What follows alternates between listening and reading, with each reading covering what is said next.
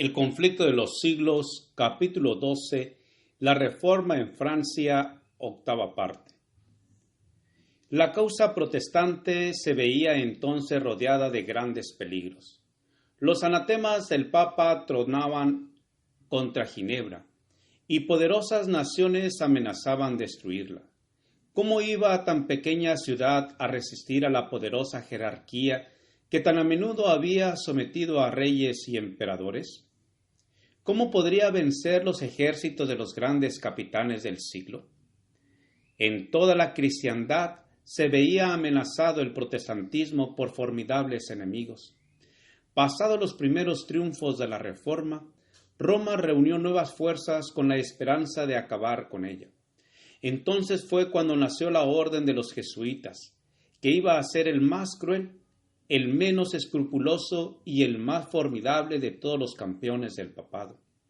Libres de todo lazo terrenal y de todo interés humano, insensibles a la voz del afecto natural, sordos a los argumentos de la razón y a la voz de la conciencia, no reconocían los miembros más ley ni más sujeción que las de su orden, y no tenían más preocupación que la de extender su poderío.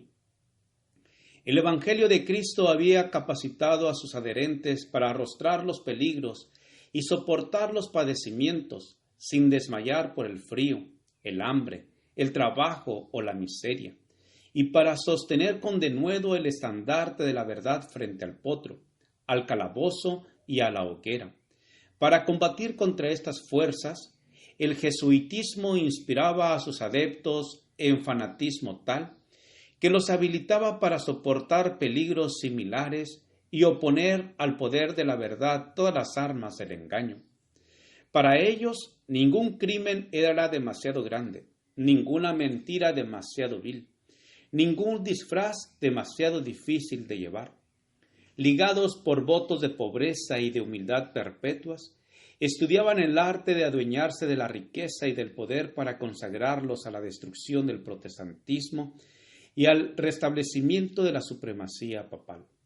Al darse a conocer como miembro de la orden, se presentaban con cierto aire de santidad, visitando las cárceles, atendiendo a los enfermos y a los pobres, haciendo profesión de haber renunciado al mundo y llevando el sagrado nombre de Jesús, de aquel que anduvo haciendo bienes, pero bajo esta fingida mansedumbre ocultaban a menudo propósitos criminales y mortíferos.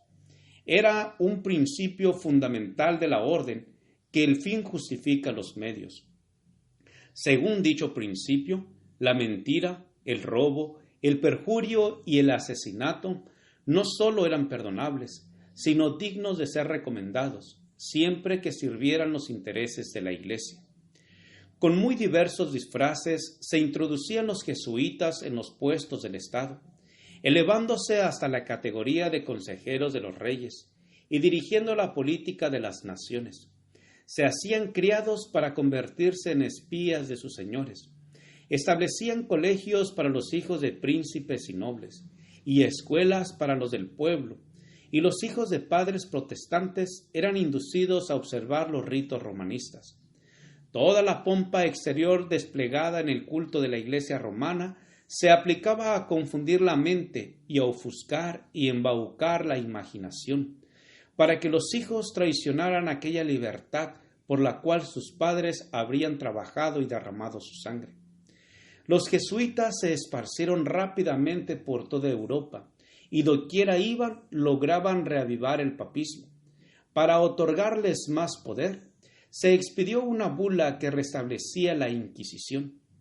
No obstante, el odio general que inspiraba, aun en los países católicos, el terrible tribunal fue restablecido por los gobernantes obedientes al Papa, y muchas atrocidades demasiado terribles para cometerse a la luz del día volvieron a perpetrarse en los secretos y obscuros calabozos.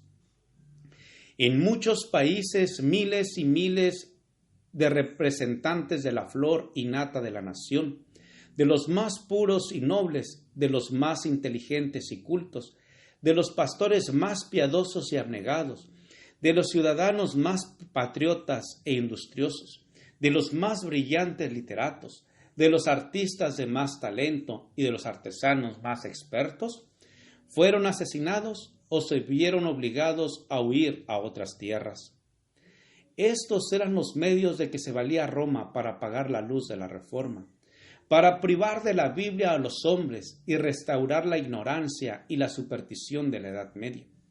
Empero, debido a la bendición de Dios y al esfuerzo de aquellos notables hombres que él había suscitado para suceder a Lutero, el protestantismo no fue vencido. Esto no se debió al favor ni a las armas de los príncipes. Los países más pequeños, las naciones más humildes e insignificantes fueron sus baluartes. La pequeña Ginebra, a la que rodeaban poderosos enemigos que tramaban su destrucción, Holanda en sus bancos de arena del Mar del Norte, que luchaba contra la tiranía de España, el más grande y más opulento de los reinos de aquel tiempo, la glacial y estéril Suecia, esas fueron las que ganaron victorias para la Reforma. Calvino trabajó en Ginebra por cerca de 30 años, primero para establecer una iglesia que se adhiriese a la moralidad de la Biblia, y después para fomentar el movimiento de la Reforma por toda Europa.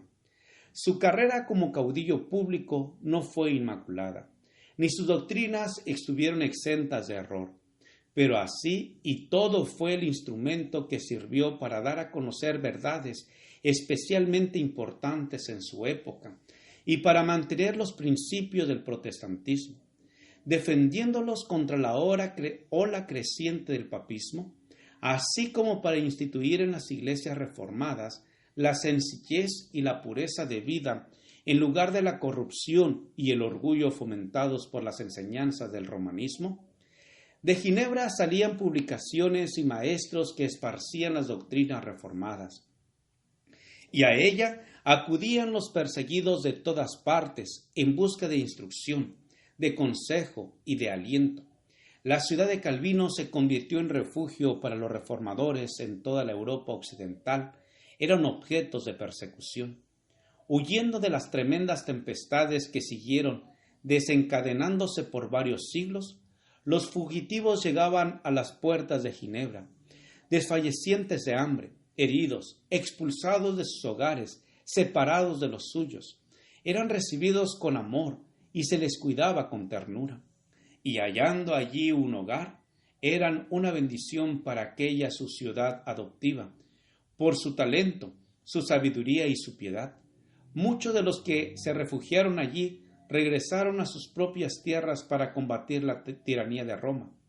Juan Knox, el valiente reformador de Escocia, no poco de los puritanos ingleses, los protestantes de Holanda y de España y los hugonotes de Francia, llevaron de Ginebra la antorcha de la verdad con que desvanecer las tinieblas en sus propios países. Gracias por escuchar este audio. Te invito a escuchar el siguiente capítulo. Jehová te bendiga y te guarde. Jehová haga resplandecer su rostro sobre ti y tenga de ti misericordia. Jehová alce sobre ti su rostro y ponga en ti paz. Con aprecio, el pastor Juan Manuel Flores Espinosa.